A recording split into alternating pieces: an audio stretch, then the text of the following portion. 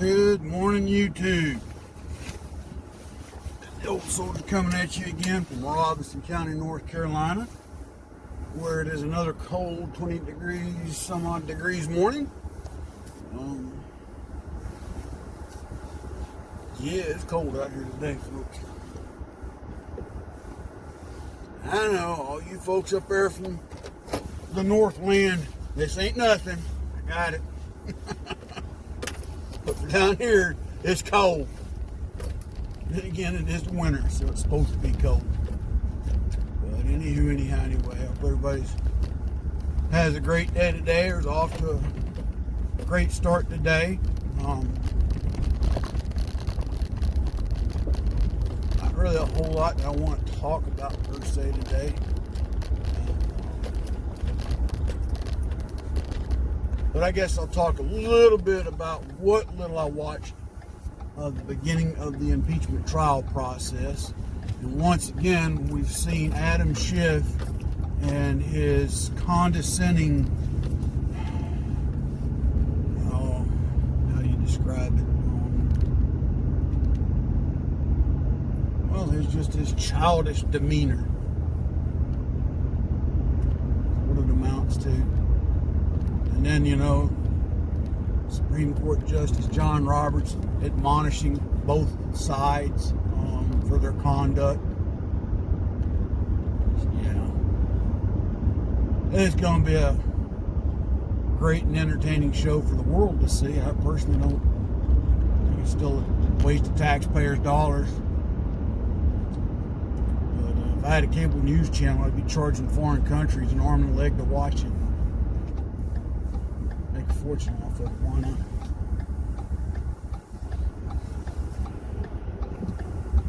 One thing I did see that was funny was when one of President Trump's daughters was coming out of the meeting there in Switzerland yesterday. And that dipstick from CNN was trying to talk to her, and she just blew him off. Acosta, that's his name, John Acosta. John or Jim Acosta, one of these. Last name was Acosta. And she just blew him off. He just kept going.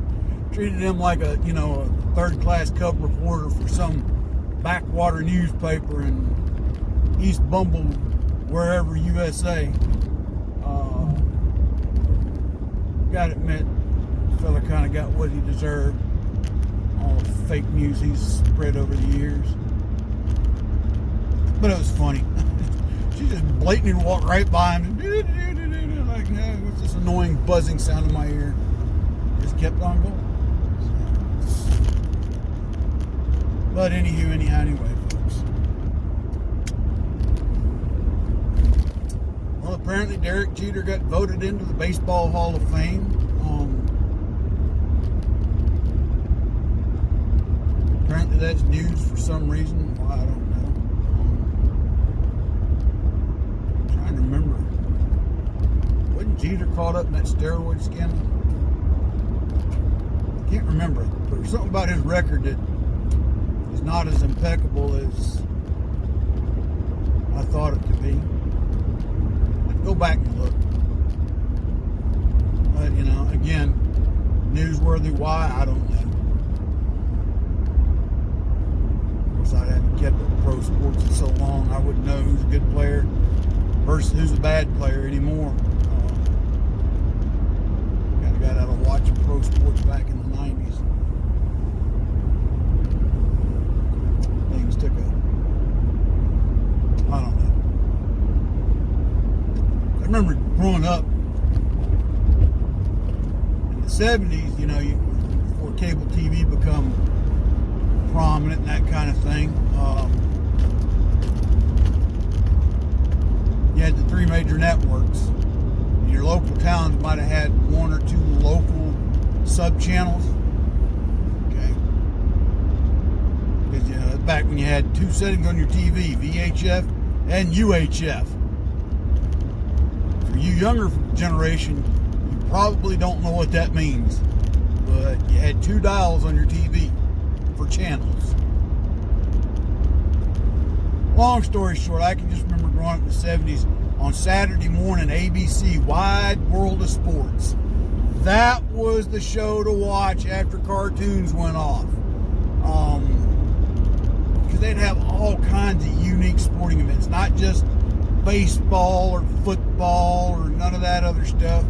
You know, you had the world power, world's strongest man competition, boxing matches. I can remember, all the hype when Muhammad Ali was in his prime.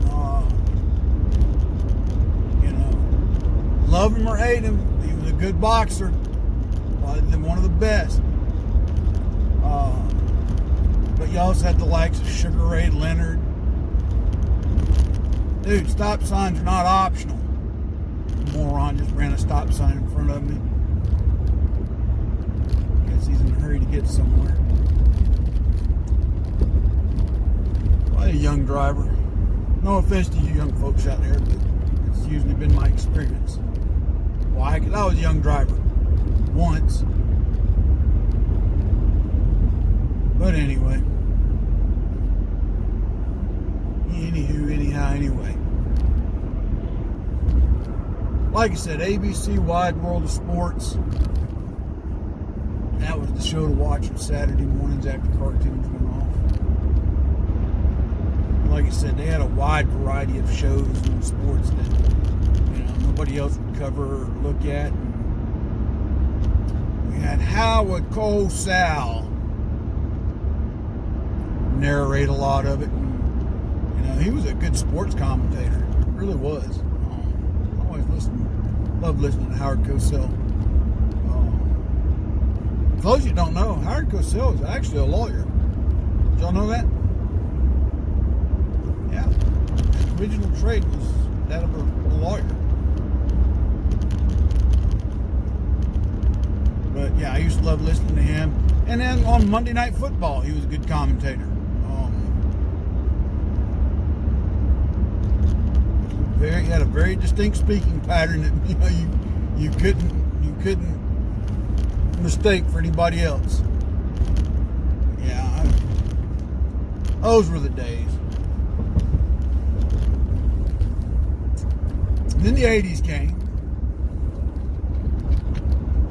Things began to change. Technology began to change. And advanced too. That's the thing. There's a big advance in technology in the 80s. A lot of people have forgotten about. And by the end of the 80s, you had laser discs, you had CDs. Yeah, CDs were out as early as the 80s. A lot of people don't realize that. Of course, they cost you an arm and a leg, and a player cost you an arm and a leg. But I can remember when we got our first VCR. I think Dad went to Sears and Roebuck and got it. $100 and some odd. And me and my brother wore the living dickens out of that thing playing movies.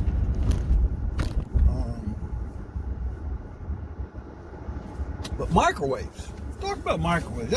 Great, folks, this is Wednesday and I'm just off on a tangent because I really don't want to talk about the impeachment. I don't want to talk too much about politics today.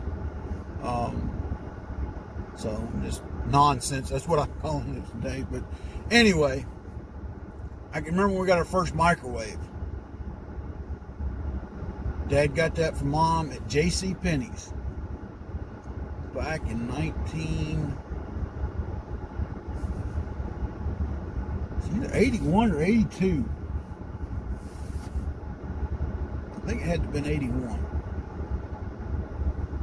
Yeah, it's 81. He got it for him. That microwave lasted all the way up to about 1993, 94 before it went out. And finally, Mom had to replace it. Of course, back then, they were a lot heavier than they are. I can remember one time Dad had to take it back to J.C. Penney's under warranty. Latch or something had broke. They fixed it and repaired it. That was back when you took your appliances to an appliance repair store and got it fixed. Nowadays, we dispose of all this stuff, you know. Your microwave goes out now, you take it to your landfill and let them dispose of it where whatever your state or local ordinance calls for, and you go to the store and buy another one. TVs. You know, nowadays, plasma screen TVs, big screen TVs, flat screens, they go out, you don't replace, you don't go take them, get them repaired. People toss them. We live in a very disposable society now. I can remember when we moved to Atlanta, all we had was a little 14-inch black and white TV. That was the TV we had. And a couple of rabbit ear antennas, and hey, you're good to go. Moved to Atlanta, and Dad went, like I said, he did a lot of shopping at Sears and Roebuck for appliances and other stuff. Went and bought us I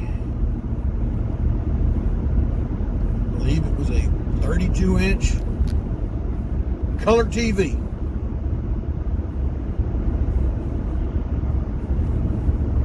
And my brother put it on an old typing table that he had gotten from when he worked at Fort Bragg. I'll never forget when my brother tried to move it. We had some hardwood floors, and he was in sock feet, and the whole thing slipped with him on it. TV did a face plant on his face.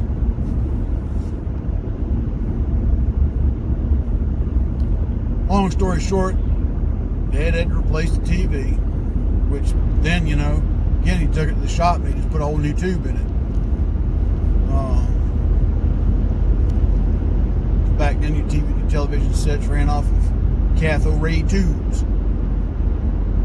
The older folks remember those, because when you turn them off, the back of the TV would still glow for a while until those tubes cooled down. Now everything is all finite digital, which is great. Like I said, we dispose of things more than we repair them. But long story short, we moved to Chattanooga, and I take that back. The last place we lived in Atlanta, Riverdale, out in Clayton County. That's when we got our first floor model color TV. Me and my brother had to share the other one upstairs. And had that one as an RCA. I think he got that one at Penny's. It was an RCA floor model color TV, and I think it was 36 inches. 36 or 48. Anyway, it was a fairly big TV. And it was the first one we ever got that had a remote control. Nope. That was the next one after, I'm sorry. This one you still had to go up and had to manually adjust the dials, but it was in a nice little, it was in a beautiful wood cabinet. And we had to have that thing repaired a time or two. And it finally, like I said, it finally went out and had to dispose of it. That was back when your entertainment centers were built around nice wood furniture. You know, the top of that thing could be used as a table. Christmas time, it always had it's where Mom always put the nativity scene. Nowadays, you go to Walmart or Best Buy or Target or wherever you go shop for your TVs. I don't shop at Walmart anymore.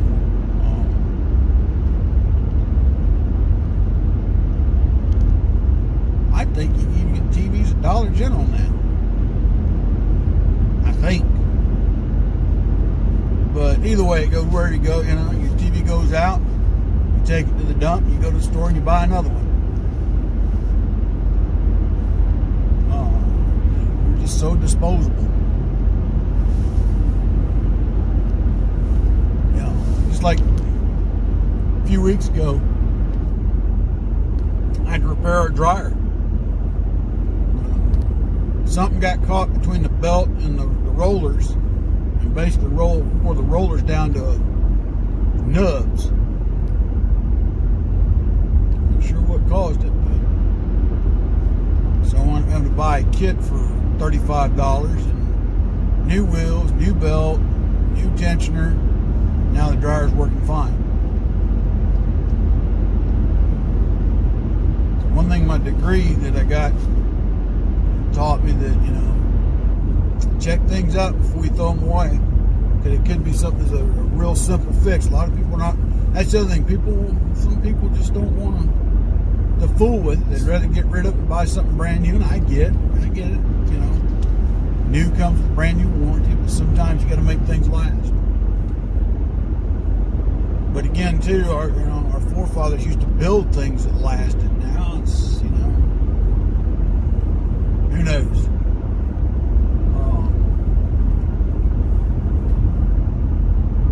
But hey, nostalgia, I guess that's what it's there for.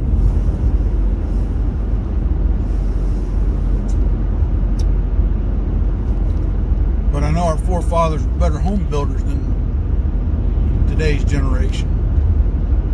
I go through some of these small towns here in Robeson County and I see these, old southern homes. Some of them are just little small farmhouses. Some of them are those gargantuan plantation style homes. Some are wood, some are brick, some are a combination of the two. Some are, 100, 120 years old and still standing the test of time. And then I look at some of these homes that they're slapping up so fast and so quick. Come back by them in 5 years and they're about to fall apart.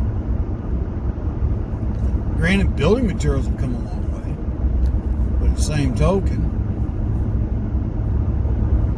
a lot of these old homes around here, the old ones used to be built with rough cut lumber. Now everything's built with finished lumber, which, as far as the framing goes, I guess it really doesn't matter if it's rough cut or finished, but I don't know, something about this rough cut lumber that they used to use, a little more sturdy than this finished, so-called refined stuff.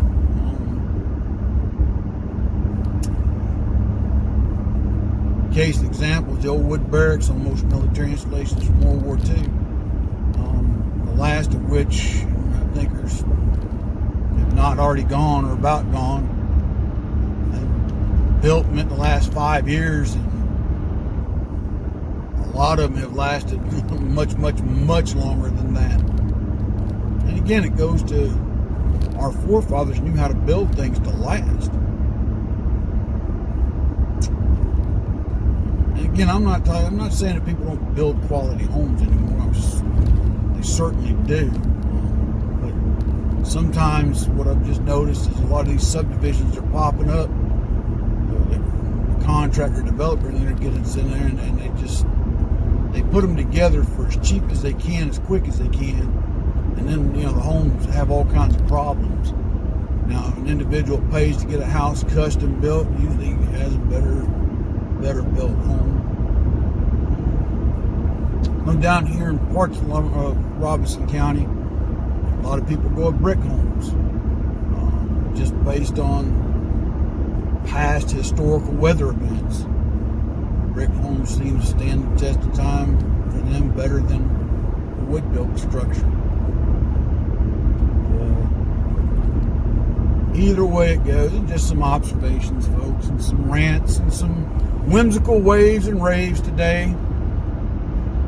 Just trying to keep in a light mood because I get irritated every time I think about the waste that this impeachment trial is going to be.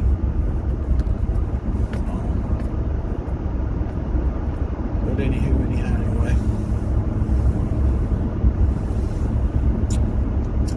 But anyway, folks, I'm going to cut this one off today. Y'all be good. Take care. God bless. Charities I'd ask you to remember, tunnelstowers.org. Pin up for vets, ballot for veterans, and folds of honor. Anything you can do to help them out would be greatly appreciated. They can't do it by themselves. Vendors, Money Quick Pawn, Fayetteville, North Carolina, Roberts Custom Woodwork, Unsung Patriot, and black bag resources. Go check all of them out. Find quality product from each and every one of them. And like I said, Old Soldier's Poetry's books have had a price reduction. So if you haven't got yours yet, now's the time to buy, as the prices have been reduced to an all-time low. So go check them out on Amazon. And until tomorrow, God bless, take care. Old Soldier out.